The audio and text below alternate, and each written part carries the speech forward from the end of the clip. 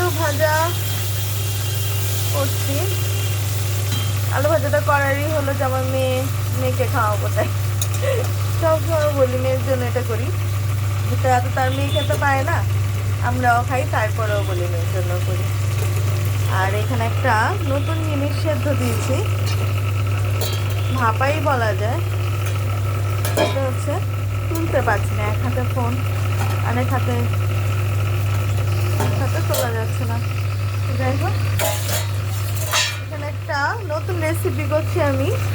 সবাই পারে কিন্তু আমি এই প্রথমবার ট্রাই করলাম। সেটা হলো চিংড়ি মাছ দিয়ে লাউ পাতা সেদ্ধ। তা আমার ভাতের সেদ্ধ দেওয়ার সাহস হয়নি, কারণ আমি পারি না সেজন্য।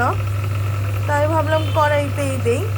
আর সব বেরিয়ে গেছে ভেতর থেকে, মানে আমি এত নাড়া নেড়েছি, সব বেরিয়ে গেছে।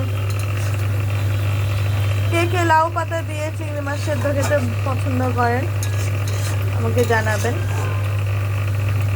আমি ফার্স্ট টাইম রান্না করছি, মানে খেয়েছি আগে, মা রান্না করেছে, দিদিমারা রান্না করেছে, ঠাকুমারাও রান্না করেছে, কিন্তু আমি এই ফার্স্ট টাইম রান্না করছি। আর এই তো আলু ভাজি।